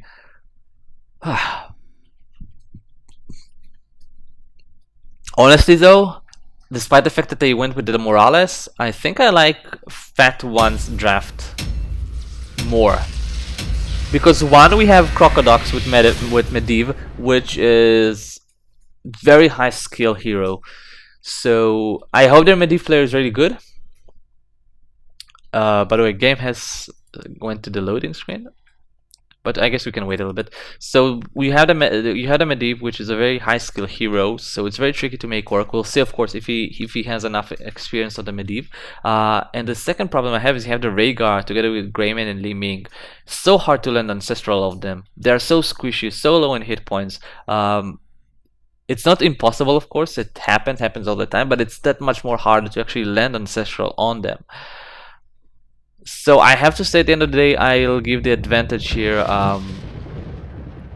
to Fat One. And the game has started. And the score is 1-1. And we do have the sound, we do have this, we do have this. So, on the right side, or rather on the left side here, we have CrocoDocs with Shiny on Greymane, Sabco on Muradin, Kadolek on Rhaegar, Fish 777 on Medivh, and Amiria on Li Ming. And on the right side of the map here, we have Fat One with Kandera on Sonya, Sash on Kel'Thas, Eichel on Thrall, Sleep Zero on Morales, and MB Lightforge on Tyrael there. So another thing to point out here, actually, on the side of CrocoDocs, they really don't have a good solo laner, and on the side of Fat One, they have two really strong solo laner. You have the Thrall and the Sonya, and so how are they actually gonna combat that on the lanes? I mean, should they have the Greymane, he can do some form of solo laning, but you know, at the end of the day, he's gonna lose slowly but surely whoever he's gonna go against, whether it's gonna be the Sonya or the Thrall. And we can see the Greymane is rotating to the top there, so he will be facing the Thrall player, which really doesn't bode too well for him. Nice gravity left on the Mutant, but the protection, but the shield here from the from the Medivh, it's gonna keep him alive. Wow, the medic plus the Medivh is gonna be a little bit hard on my tongue. I will do, however, my best to not confuse them. So the Muting is dropping a little bit low here, but we do have the Medivh and the Rhaegar behind him, so we shouldn't be seeing any death here at this time. Plus you have the medic on the other side here, so really small skirmishes here, but really no death should happen here. On the other side here, on the top lane, we do see that the Thrall does bully the Greymane as expected here early in the game. Medivh does rotate here to the top to help him out a little bit. Sonya is here versus the Li Ming. It is completely doable matchup between those two. Of course, it is coming down to can Li Ming land some of her skill shot together with the orb on the Sonya, which is something that's not too difficult to make work here. We do have a small skirmish here, and the medic actually is trying to Hearthstone back here. Will get her Hearthstone cancelled here in order to save the Tyrael. So the first tribute in the game should spawn any moment now, and players should be rotating to take the mercenary camps. And we do have the Sonya and the KT already in position to immediately take the Giants here. The Greymane on the other hand here for CrocoDocs gonna be soloing the Giants here. Might need a little bit of a help here, and yeah, the Medivh, medic, blah, blah, blah. Medivh is rotating to help the Greymane here with the Giants. So we're gonna have here the first tribute in the game. We're gonna spawn here at the top lane. kind of in an okay spot here, a little bit slightly in favor of Fat One, but not a big deal here.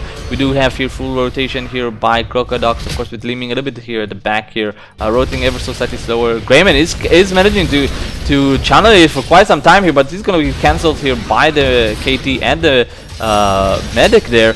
Ooh, and Medivh is going to be getting hammed here. Oh, those picks are going to make my casting such a nightmare. Thrall is getting isolated and he's dropping very, very low here. The medic doesn't able to connect. Oh, just barely manages to connect with him. The medic with the heals there will allow him to survive there. And there's so much damage here on both sides here. The Muting is getting a little bit low here together with the Rhaegar there. And the Thrall will able to finish the channel. So tribute number 1 there. Tribute number 1 is gonna go to Fat One. And another reason, by the way, why the top tribute was actually in favor of Fat One was because, of course, it allowed them to actually counter the Giants. Whereas here at the bottom lane is because the Giants got a good amount of value here. Ooh, the Spear does connect with the Li Ming there, allowing the Sun to do a good amount of damage there. But again, a good amount of value. The tower here is basically dead there. The Sun should be able to take it down together with the Winions. So pure value there for Fat One with their Giants. So far both teams are fairly even as far as experience go. They are just looking to soak experience, not to fall too far behind, to make sure they have their level 7 before the next tribute will spawn. And yeah, we have the second tribute here spawning here on the bottom side here of the half, kind of favoriting CrocoDocs now because of the position. CrocoDocs, by the way, on time with the mercenary camp, allowing for some pressure here in the mid lane, which means that they are completely free to just stall the tribute for as far as they want to, in order to allow the middle lane there to get extra value. Tyrael is getting caught here in a little bit of an awkward position. I don't think they can secure the kill. No, the medic is going to be able to connect with him, get him up and running with heals. And again, as mentioned, stalling here is completely fine. They are getting a lot of value in the mid lane there. So seriously, guys, just stall, take it easy, make sure you poke. Get the Medivh poke, by the way. It's something a lot of players underestimate. Medivh actually has a lot of poke potential there. So really something to look at. And so far, by the way, CrocoDocs are so low here. Look at them, and the Mutant is getting taken down, and look at their hit points. So low here. Medic getting so much value. On the other hand, though, mid lane being pushed quite strongly by the mercenary camp that was taken by CrocoDocs earlier on.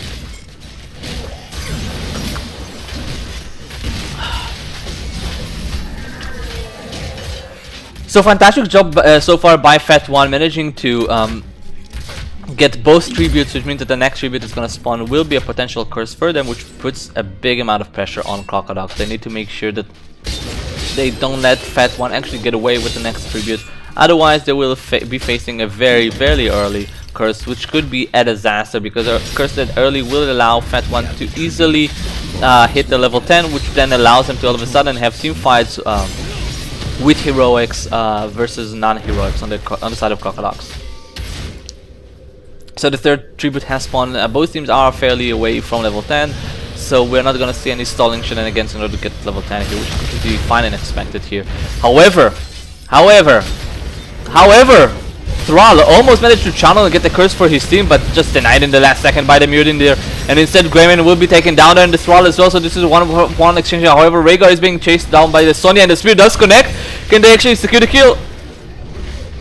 And it seems like no, the Sonya needs to be careful not overextending here. The Stormbolt does connect here from the Mutant, allowing him to escape as well here. But that means that the curse will go for Fat. And it seems that actually Medic getting so much value here in the game, just managing to top her teammates off. And let's look at the numbers here. Medic with 27,000 healing done, compared to the Rhaegar with only 14,000, together with the Medivh for 5k, for a total of 19k. So despite the fact that they are kind of I mean, Medivh is, I don't want to say he's a really support. I mean, he's kind of like a niche support position, right? Not as strong as a Tassadar support, but definitely with a lot of potential. But anyway, that being said, Medic definitely destroying the support numbers. And so Fat One does have their level 10 up and ready with a heroic, Gretel Berserker on the Sonya, Phoenix on the KT, Sundering on the Thrall, Steam Drone on the Medic, and Sanctification there on the Tyrael.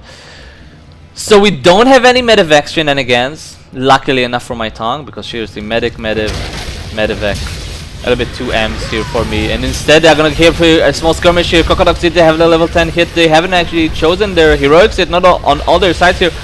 Medivh here with the polybomb here on his side. The Mutant is dropping very low here, but the Ancestral will connect it with him just in time to get with the protection there with the Medivh there. But they are on the chase here, and there's no fort anymore in the top lane there, and they will secure the kill on the Rhaegar. So good job by Fat One securing the kill, and that means immediate pause for them, which does require response. And I would love to see CrocoDocs immediately rotating for their boss there, kind of denying the double boss there on the side of Fat One, but nope.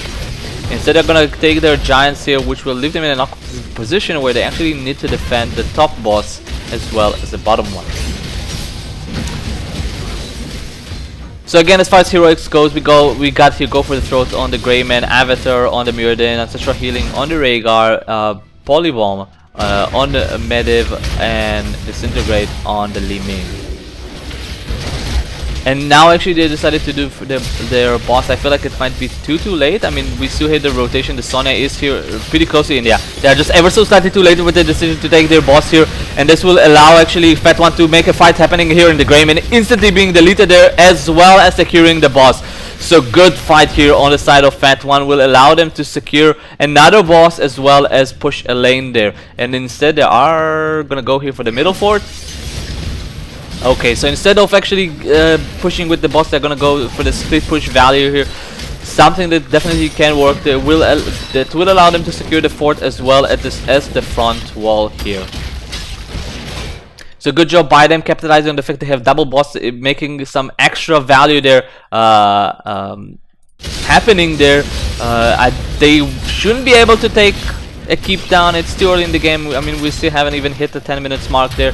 The boss here did get a decent amount of value, at least drained ammunition from the towers there as well as the front wall. Ooh, and a nice combo on the Rhaegar there, but he will be saved by Medivh.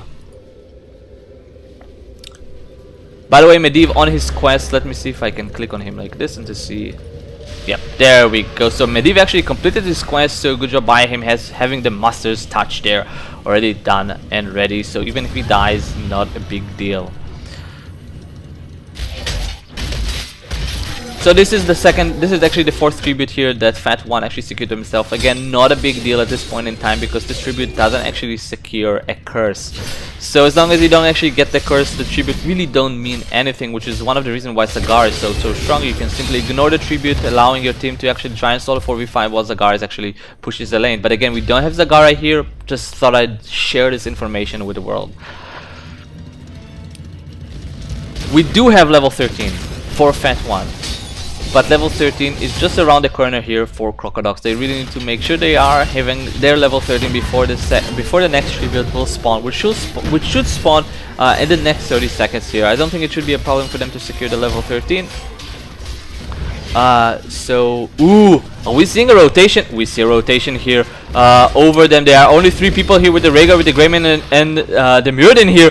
We do see a 5-man rotation here. The Medivh is trying to kind of slow down from the back here, but it seems like will they able to connect here? We do have this Sunder up. No, Sunder has been used already. Sorry, my bad. I completely missed it up. But instead, CrocoDocs managed to survive despite the fact that Sunder has been used.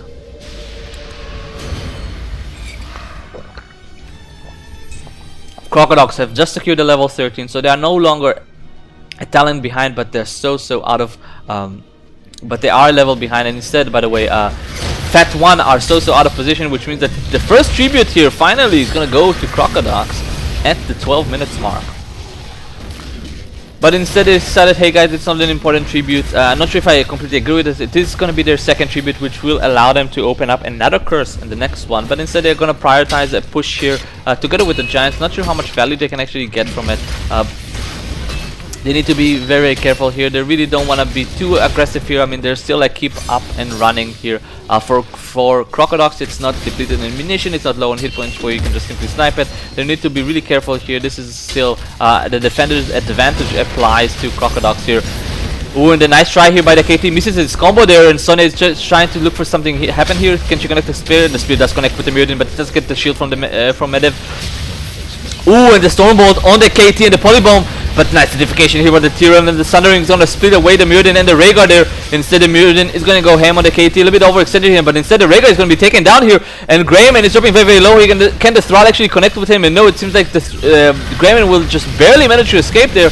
It's still a 1-for-0 there on the side of Fat One, and instead they're gonna be able to secure the kill on the Thrall. So good job by CrocoDocs, making sure it's a 1-for-1 exchange there. And still a lot of pressure down here by Fat One, doing some decent amount of damage here on the keep, as well as rotating immediately to the tribute there. I think they will be able to secure here. Mutant is thinking about rotating. He's low on mana. They need to be careful here. But yeah, so tribute number 2 here for Fat One will be secured there. The KT needs to be very, very dangerous. She's in an awkward position there. The KT is a little bit isolated. Gremlin is jumping on him, but he will get gravity lamps, which allow him to get peeled. So very, very close call here. The KT was a little bit out of position, but CrocoDocs were not in position to actually punish him. Instead, they will be able to secure tribute number 2 here for them, which means that the next tribute will mean a curse. So again, something to look out for. CrocoDocs again in an awkward position here, where they have to defend the curse, a tribute.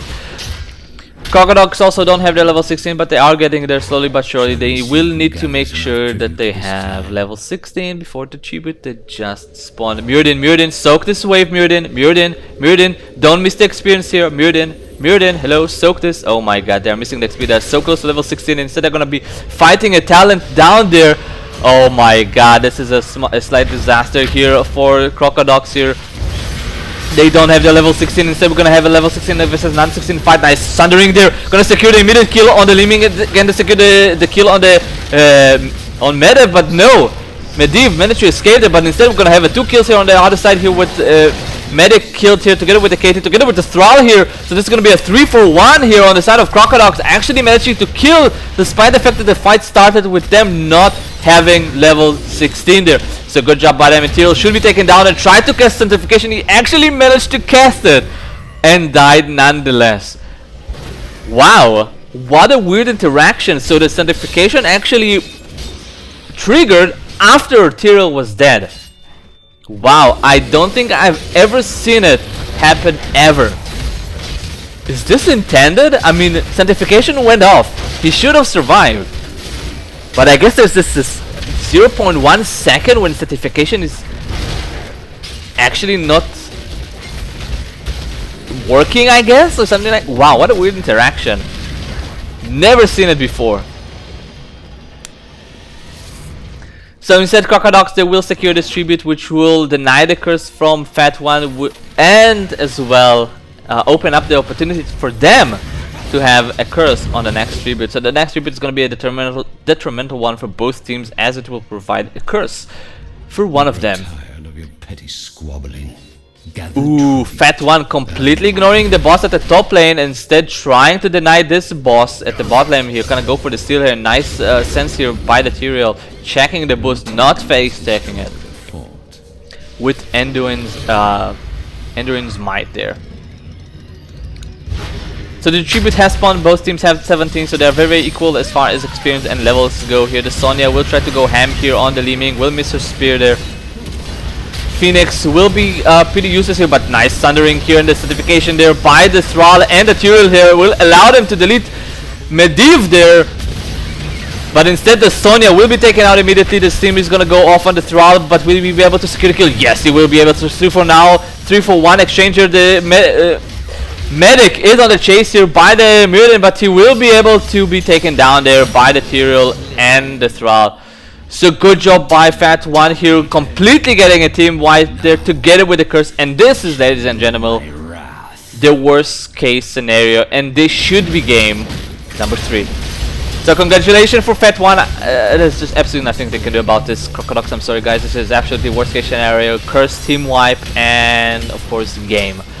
So congratulations for Fat One for taking game number 3 in such a decisive manner. Wow, fantastic. An absolute disaster there. Ooh, the polybomb is doing a little bit of spread. Will it be actually able to buy them enough time? I don't think so. No, there's a way too big of a wave of winnings coming on the mid lane there together with the bot lane. Despite the fact that they actually managed to take 3 kills here and 4 no. Tyrael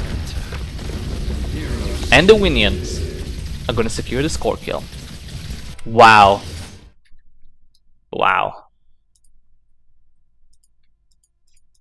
Wow. Wow. Game number. Wow. This too much M's in this casting. Seriously, medevac, mediv, medic. A little bit too much for my rusty English there.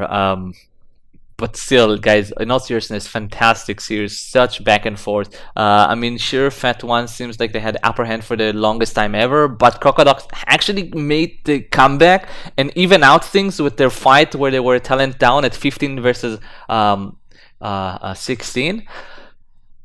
They had an amazing comeback there, managed to get some fantastic kills there, and secured the boss there, but still, at the end of the day, they lost the last tribute there, which you know, ensured the curse on the side of CrocoDocs, on the side of Fat1, and of course, you know, with the team wipe, with the 5-man team wipe, together with the curse, there was absolutely nothing CrocoDocs could have done from that point on, and Fat1 just proceeded to victory. So I'll see if we can actually get a winner's interview here, if possible.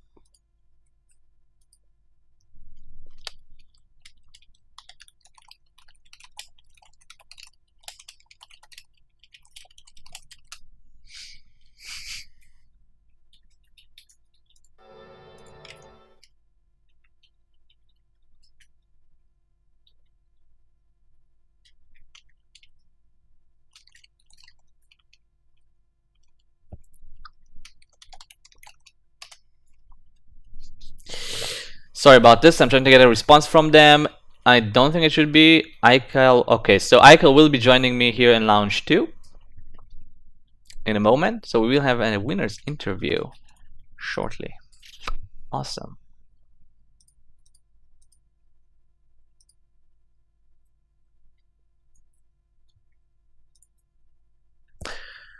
Whew. Wow, I really need a break after this casting. It was, and I definitely need to work about my... Ah, hello. Is this Eichel? Yes, I so, yeah. Ah, okay. So first of all, guys, congratulations on your win. Game number 3 was fantastic to watch. Was so back and forth. Yeah. Fantastic. Yeah, Just no, it's a absolutely good game. I think, you know, the key is to not underestimate the opponent at all. I mean, we had a big tilt in the second game. I think we lost a bit of team synergy, but it's good. I'm proud of all the team on our side. Pulled it back nicely. And I think, yeah, the opponent played incredibly well. I mean, it was a close game. I think, you know, into the late game, either of us could have just made one mistake, both our enemy and our team, and it could have completely changed the result. Yeah, definitely, I agree. Especially considering at the end there, at game number 3, at the end there, during the tribute where you guys actually got wiped, CrocoDocs were actually a talent down when the fight started, and they still managed to get like 3 kills on you guys, and then, you know, secure the tribute, which then gave them a 2 out of 3 tributes as well as the boss. So really close. I mean, they were behind, and that team fight actually managed to allow them to catch up and have like this comeback they needed and equalize the game all of a sudden. But still, of course, the following tribute, you guys managed to actually get a full team wipe in exchange only for 1. Which then allowed you guys to win. So really well played there at the end, especially the Tyrael. I'm not sure who it was. He had some fantastic simplification there. Oh yeah, certainly. Yeah, it is a pretty scary moment when, like you said, I mean, our tanks went off for the min kill, which was nice zoning her out, stop the back damage. But their grey main absolutely spot on, straight behind, straight onto Kalfas, straight onto Morales. And yeah, that just allowed them that trip. And I thought, you know, the boss was like, you know, on the boss as well. It's like, shit, you know, they can take both kind of thing, and it could have gone really wrong. But I think I think we managed to somehow put it back. Yeah, definitely. So I want to talk to you a little bit about the drafting in game number one. I mean, it wasn't something very different. CrocoDocs actually opened up with the Grey Main ban, which, okay, it's a very solid ban on Battlefield of Eternity. But then they actually had the first pick. You guys responded with a ban on KT, which I was surprised about, because you have, I feel like there are much better heroes on Battlefield of Eternity, like Sylvanas. And considering CrocoDocs had the first pick, I was really surprised you kind of let Sylvanas slip. However, they made the mistake, or at least I feel like they made the mistake of not snagging Sylvanas immediately. Instead, they went with the Tyrant, which is by no means a bad hero here, but I feel like Sylvanas is so powerful on Battlefield of Eternity, and you guys, of course, proved it. You made, I mean, the first Punisher you got, which was the second in total, the first Immortal you got, guys, was the second Immortal total in the game, and it already managed to go all the way to the keep and take it down to like 20% hit points. Like, is there anything you want to say about, I mean, you immediately snagged Sylvanas there. Were you surprised they actually went with the Tyrant, or like, what were your thoughts when you were communicating in whatever you're using, TeamSpeak, Discord, when you were like, oh my god, they actually left Sylvanas out? Yeah, I mean, we were aiming really towards either a Sylvanas or a Lunara. I mean, both I think are fantastic on that map. I must admit, we were all very shocked here on Discord. At the moment the Tyrande came out, I mean, instant reactions was, hey, are they going into the So Ronda? Like, and hence the Tassadar ban as well. I think, to be honest, I mean, it did them well. I think it was a very good pick. I feel if they had snagged out the Sylvanas, then it would have put us at a bit of on a downside, because all you need is one late game Immortal with the Sylvanas to be able to push all the way through. But no, I think the draft went quite nicely. Yeah. Again, about game number two, they actually opened up with an ETC pick, and I personally don't like when players open up with an ETC pick unless you have a very specific plan in mind, like you're gonna go for Vikings and then you want ETC for the early game. But they of course didn't go for the Viking, it was Infernal Shrines. They went with a very quick ETC pick, and that kind of opened up your draft to hard counter ETC in a lot of ways. And you actually you had the KT, you had the Brightwing, you had the Thrall, and you had the Johanna. However, throughout the game, he actually managed to land some fantastic moshes. Like, yeah, what went through your mind when because I'm just watching your draft, and I'm like, every single hero on Fat 1 except the Zul can stop the mosh, but still he managed to get like 2 or 3 fantastic moshes on you guys. I think, I mean, yeah, on paper draft, I'd say, due to the ECC, we counted very hard. Yeah, I just think, he played a very strong ETC. And I think that kind of, when he caught a couple of the really good mosh bits early on, it put us on that, not on the tilt, so to speak, but we were scared of him, so we were playing scared, and I think the enemy team capitalized very well on that, and yeah, it definitely allowed them to kind of break us and just pull the game all the way through, and I'm really, really happy that they managed to do that. Yeah, this is exactly what I was looking for, tilt, and you mentioned it, so definitely nice use of the word. Okay, so last drafting. Now this is about the draft itself. They went with Medivh. What happened? What were your thoughts when you saw that? Because I was also surprised. Yeah, what pick was Medivh? It was quite late, wasn't it? It was the last pick. I actually thought Abathur would make a lot of sense. They have a Muradin, would give them the axe. Abathur is very scary. They have the Greyman for the copy. I was like, okay, it has to be Abathur, right? Plus the global on Cursed Hollow makes a lot of sense to me. But instead, they 5th pick Medivh. So, I think because of our comp, I mean, we were running a heavy melee comp, which is quite unusual anyway. I feel like the Medivh, I mean, it's a fantastic pick. I'm a real big fan of Medivh. I want to start drafting him and stuff. And it could have really, really put us in a lot of trouble, to be honest. It really could have. But I think we managed to, because of the dual bruisers running up front, Material and Sonya, with Frau hanging back. I feel we could separate the team enough to try and distance Medivh from the Grey Main. And so, yeah. All right. And also you had this Morales pick there. Why Morales, for example, over something like an Uther? Consider you have a Sonya Thrall. Uther really kind of allows them to initiate. He kind of enables them. So why the? I mean, it did work out for you. Obviously, you won the game, and she did fantastic job, especially early in the game. There was a lot of skirmishes between you two, between the both teams, and it's like, you know, time and time again, CrocoDocs slowly but surely kind of lost their hit points, and Morales kind of managed to keep everyone alive. So obviously it did work out for you, but why, for example, did you go with the Morales over, again, an Uther, which can really enable a Thrall and a Sonya? For the Uther, we didn't want another melee. So that was our main concern on that. Obviously, the stun would have been fantastic from Uther, but we just didn't want too many melee, more, you know, for movement and all of that. Okay. Makes sense. Yeah, the Morales pick.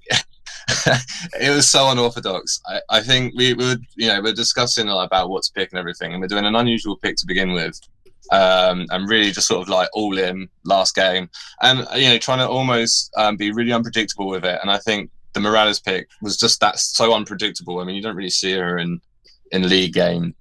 No, no, we just wanted to sort of like upset the opponent in that respect, and I think it worked. I think it worked really well. Yeah. Well, thank you very much for giving me this few short moments here to kind of ask you a little bit of question, let the community know about you. So thank you very much for your time. Yeah, brilliant. Thank you very much. Is there anything else you want to say before we part ways? Yeah, I just want to say, you know, well played on the other team. Really, I think, you know, I think they did really well. All right, awesome. So thank you again for coming here for the quick interview, and congratulations again for the 2-1 victory. They were really fantastic games, especially game number 3. And best of luck in future games. Brilliant. Thank you very much. Cheers, guys. All right, guys. That's it for today. As far as our stream plan goes, or yeah. So tomorrow we're gonna have 2 games. Ooh, they're casted by me again. Wait, didn't we have another? Weren't they supposed to be 3 games? Ah, whatever. So tomorrow we're gonna have again 2 games between. Ooh, the same team. Very interesting. So tomorrow, okay, let's get this down with the right way. So tomorrow we're gonna have our first game starting at 8 p.m. Central European time, followed by another game at 10 p.m. First game is gonna be by Extremely Explicit versus Team Be Infused, and the second game is gonna be again between Extremely Explicit and Balance of Interests. So make sure you're tuning in for those games, guys. I'll be the one apparently casting both of them. And we have as well games on Thursday starting at 7 p.m. Again, Central European Standard Time. That being said, guys, I bid you farewell. I hope you enjoyed the games. I hope you enjoyed the casting. If you did, make sure you let your friends know about it. Make sure you also participate. I'm not sure how many of the viewers don't actually play, but I hope that, you know, I hope all of you at least play. And yeah, I was Heartless, and I'll see you guys tomorrow. Bye bye.